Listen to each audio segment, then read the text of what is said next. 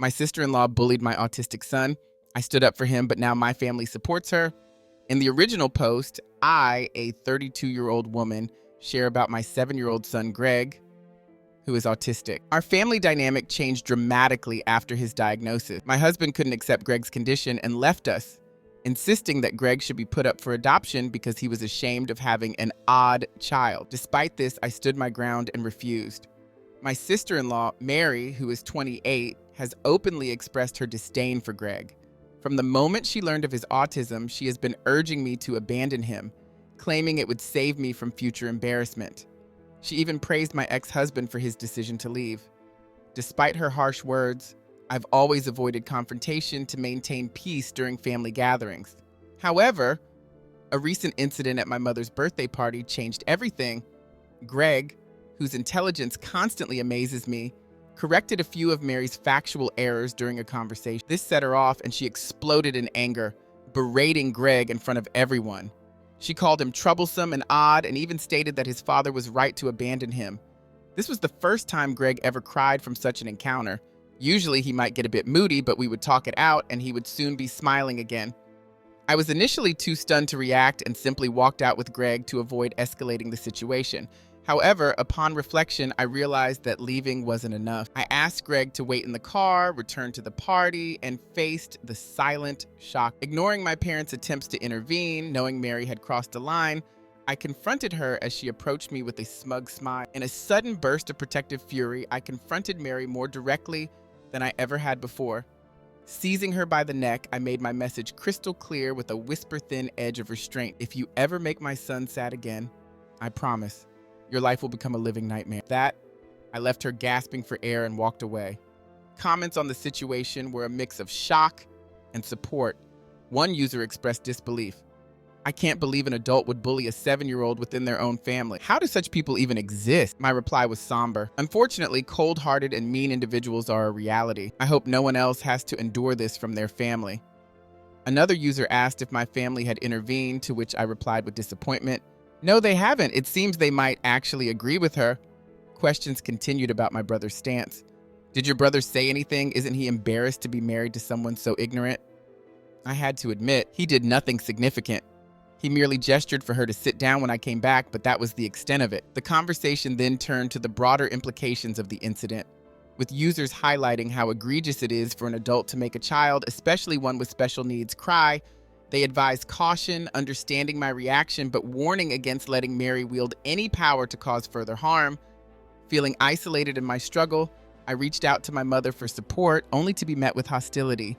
As soon as she picked up the phone, she berated me for ruining her birthday, declaring that I was no longer welcome at family gatherings if it meant upsetting Mary. I retorted that my only concern was for Greg's well-being, not Mary's feelings. I reminded my mother of the numerous instances when Mary had spoken ill of Greg, her only grandchild, and questioned how she could remain composed under such circumstances.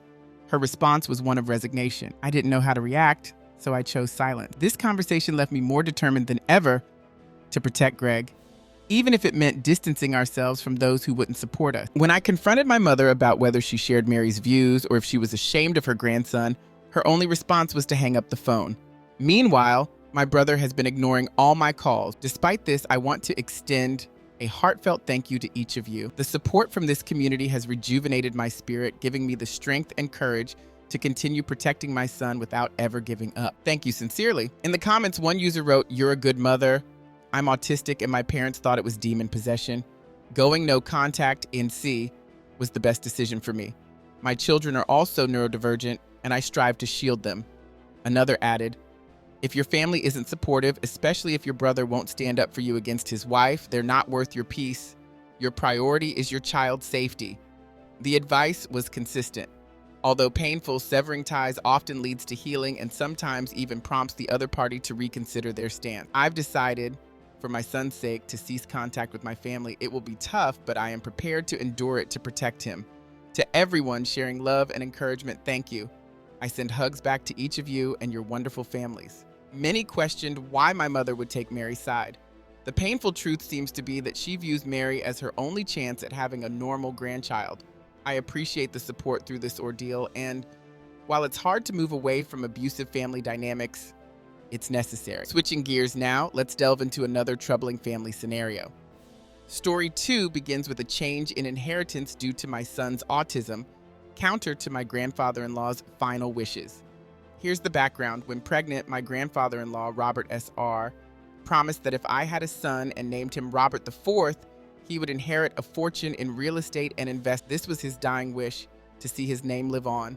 Little did I know then that my son would be nonverbal autistic. I agreed to name him Robert, hoping to honor and support the family legacy. My grandfather-in-law had a specific vision for his estate. It was to be passed from his son, Robert Jr., my father-in-law, to his grandson, my husband, Robert III, and eventually to our child, Robert IV. He hoped that it would continue down the line for generations. He passed away shortly after setting these intentions clearly, leaving everything to his son with the expectation that the plan would be honored. I gave birth to Robert IV, believing that the inheritance was secured for his future. However, an unexpected twist emerged just last week. My father-in-law has 2 sons, my husband Robert, the responsible and financially savvy eldest, and Richard, the troublesome middle child. Richard's life has been a series of missteps, unstable employment, multiple children with different women whom he hardly supports, and a history of minor legal and substance issues. Despite countless chances to straighten out his life, including job opportunities and financial support, he hasn't made any lasting changes. Most recently, after another stint in rehab, we, under my mother-in-law's advisement, offered him our house to help stabilize his situation, allowing him a space to potentially rebuild relationships with his children. My husband and I moved to a larger home to accommodate our expanding family, and Richard took over our old house. To our surprise, he has managed to keep up with the mortgage payments despite being unemployed, which leads me to suspect that he might be receiving financial help from my mother. Unbeknownst to my husband, I learned from my son that there were plans to amend the will. The new arrangement would divert the property and investments that my grandfather-in-law had left for our son, Robert IV, to Richard instead. According to this new plan, my father-in-law's other properties and a smaller portfolio would go to my husband's other son. This revelation was particularly distressing because the property in question was not just any asset, it was meant to secure the future of our son, who is nonverbal and autistic. We had envisioned a life for him where he could potentially live independently in the guest house of the property, renting out the main house, which is used for family gatherings and events. This arrangement would provide a steady income to cover caretaker expenses, ensuring his well-being long after we could care for him ourselves. We had carefully considered the inheritances for our other 2 children as well. Our daughter is set to inherit the house currently occupied by her uncle, and our second son will receive our current home. Although their shares might seem less compared to their older brothers, the significant property was a specific legacy from their great-grandfather intended solely for Robert IV. Both my mother-in-law and brother-in-law were aware of and had expressed support for this plan. They had even commended my foresight in planning for our son's needs. However, upon confronting my father-in-law about the sudden change, his justification was disheartening. He argued that Robert IV, due to his autism, did not meet the namesake expectations he presumed the original benefactor had envisioned for his heir. His rationale was that since my son was deemed unworthy because of his autism, it was better to bypass my husband's guardian. I questioned my father-in-law's rationale for choosing Richard, who has a history of recklessness, over his more financially prudent youngest child, Rachel. He bluntly stated that only a son could inherit, dismissing Rachel's qualifications. I also learned that my mother-in-law had been advocating for months to pass the property to Richard, reinforcing his belief that he deserved more than what he perceived as mere charity from us. Richard argued that since we already owned 2 homes, it was only fair that he inherit our grandfather's estate. Feeling overwhelmed by the conversation, I gathered my children and left abruptly. Later, my husband and I discussed the situation. Although he was disturbed by the developments, he pointed out that legally, his father had the final say as the property was left to him and he wasn't obligated to pass it on, despite his earlier promise. My husband reassured me that we would find other ways to secure our son's future, but this compromise did not sit well with me. Our efforts to provide for our children equally were being undermined, forcing us into a painful decision about who would get a home. Additionally, if our son required more support, he might have to depend entirely on our income, stripping him of any chance to live independently. Amid these revelations, I recalled a family secret that had come to light 2 years prior. After DNA tests gifted during Christmas revealed that Richard was only a half-brother to my husband and his siblings, my mother-in-law confessed to an affair. She was uncertain if Richard's father was her husband or her lover. She ended the affair upon discovering her pregnancy and implored her children to keep the secret, fearing the consequences if her husband found out. I had initially agreed to keep this secret to avoid stirring further drama in my husband's family. However, with the current betrayal and broken promises, I considered leveraging this secret. I thought about anonymously revealing Richard's paternity to my father-in-law, potentially causing a family upheaval. This act could shift the dynamics in our favor, ensuring that our son's future is secured while I watch the fallout from a safe distance. In light of the intense discussions around the rightful heir to the family fortune, I need to clarify that the designated inheritor should be my son. After all, according to the tradition that only a son can be an heir, and since Richard is not the biological son of my father-in-law, my son's claim stands firmer. Edit for additional context. I've noticed some confusion in the comments, so let me provide more insight into my background. I am far from wealthy. My parents climbed out of poverty to reach the lower middle class. I only have a high school education, and even there, I was just an average student. Like my son, I am neurodivergent but function at a higher level and struggled in subjects that didn't capture my interest. My relationship with my husband began romantically on a high school track field.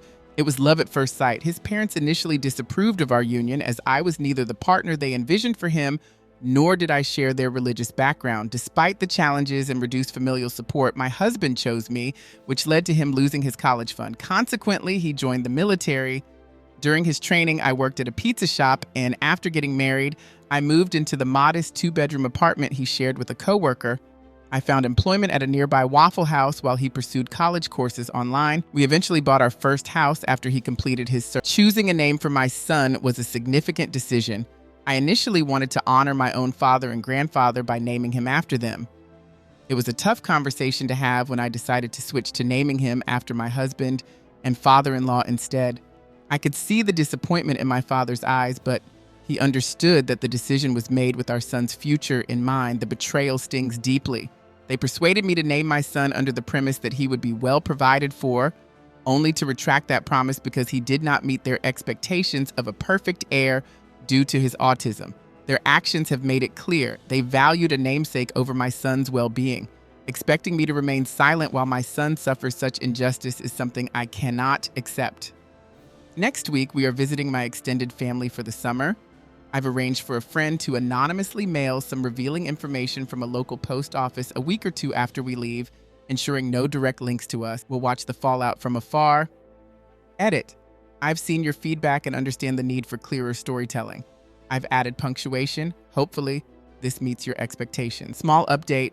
Taking into account the advice from the comments, I've devised a plan to manage this situation discreetly. I've already implemented the first 2 steps. My mother-in-law has 2 sisters, one of whom lives nearby and is known for being talkative after a few drinks. I visited her unexpectedly with a bottle of tequila, and after a few glasses, she revealed the name of Richard's likely biological father, a local man. Motivated by this information, I hired a private investigator. I've just finished discussing the details with him over the phone. He's tasked with locating this man, and I will provide an update once we have more information. Final update. I apologize for the delayed conclusion to this saga. During my visit with family, one of my children fell ill and required hospitalization for a week. I promised to share the outcomes as soon as possible. Thankfully, my child's health is improving, and we are now back home with surgery planned soon to correct the issue. Up until recently, my focus was entirely on my child's well-being, which meant I had to postpone dealing with the family inheritance drama. However, I managed to progress with the situation concerning Richard's biological father, thanks to the private investigator. I had the PI swiftly locate Richard's biological father and asked him to obtain a sample containing saliva. I also covertly took Richard's toothbrush during a previous visit to use for a DNA comparison. The lab confirmed a paternal match, prompting me to spring into action. I instructed a friend to expect a package and asked her to mail a pre-prepared envelope for me, which she agreed to do. Inside the envelope was a letter I drafted at the hotel, posing as my mother-in-law. In it, I claimed to have discovered through a DNA test that my husband was not Richard's father and that the only other possible father was the recipient of the letter. I stated that a private investigator had confirmed this with undeniable evidence and expressed Richard's desire for a meeting to gain closure. To sweeten the offer, I proposed a substantial monetary reward for his cooperation. Using a fake email address created in my mother-in-law's name, I communicated with Richard's biological father, arranging for him to visit during our regular family dinner. I assured him that my husband was aware of everything and had forgiven the past indiscretions. I outlined that after providing closure to Richard, he would receive his payment and was then to cease all contact with us. He responded positively, expressing understanding and a willingness to respect our conditions. He also mentioned his openness to maintaining a relationship with Richard to ensure Rachel remained uninvolved in the unfolding drama. I preemptively called her a few days prior to the family dinner. I mentioned that I had accidentally purchased tickets for a show coinciding with the dinner date, which I had forgotten about before our vacation.